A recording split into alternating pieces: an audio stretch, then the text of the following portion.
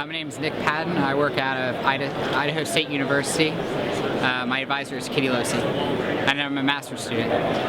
So currently I work with the Reynolds Creek Critical Zone Observatory, and within the observatory I was able to dig 45 pits within a granitic watershed, and amongst other couple, like 50 other pits within other portions of the watershed.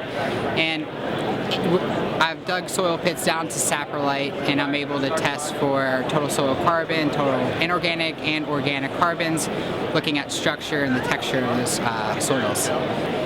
Right now I'm trying to look at total soil carbon pools within a granitic watershed. First by looking at tangential curvature to get a total mobile regolith thickness, and then from total mobile regolith thickness to total soil carbon storage.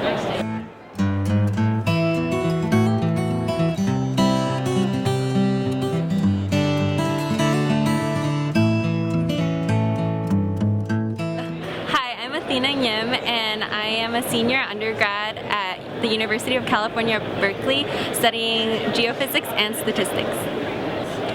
So in my sophomore year of undergrad, I became a research apprentice in a lab that worked with the Critical Zone Observatory, and this allowed me opportunities to go up to the field site, which is 4 hours north of Berkeley, and where we can collect the autonomous samples. We have a ISCO gravity filtration system that actually collects the stream and stream waters and particle filters for analyses, so we just need to go up to the field site to switch them out and bring them back to the lab for analysis. Currently I'm looking at particulate composition in ground and stream waters at the Eel River Critical Zone Observatory and comparing them to the dissolved content of ground and stream waters there. So I look at particulate concentrations in ground and stream waters at the Eel River Critical Zone Observatory.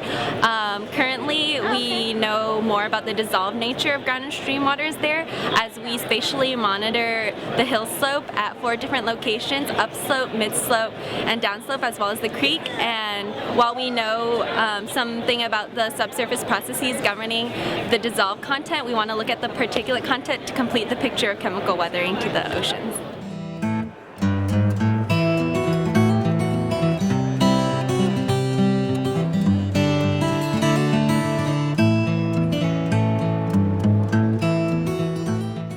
So I'm at the University of Colorado Boulder. Basically work in a field called biogeomorphology. Basically we're specifically interested in how animals drive geomorphic change within landscapes. And so basically what we're doing is we're looking at the northern pocket gopher, which lives in my backyard in the Front Range in Colorado, and trying to understand how basically to what extent quantitatively the gopher is affecting the landscape. So we're doing several things. We document gopher mounds throughout the year, these things called infilled tunnels, which are mound equivalents in the wintertime.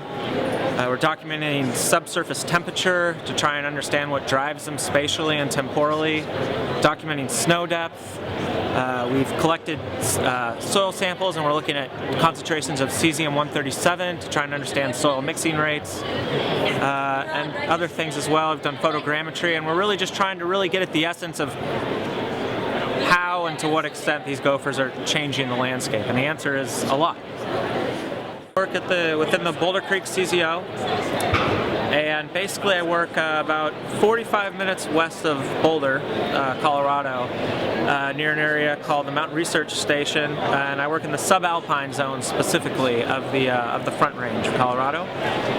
And my fieldwork consists of a variety of things depending on the time of year, primarily documenting mounds and infill tunnels, both spatially and temporally, when and where they're digging and how much they're digging, and other things as well, documenting subsurface temperature, snow depth, doing photogrammetry, collect soil samples, grain size, trying to look at stone lines and their distribution throughout the area, both in the forest and the meadow. So we're always busy, winter, summer, spring, fall, it doesn't really matter, we're out there a lot.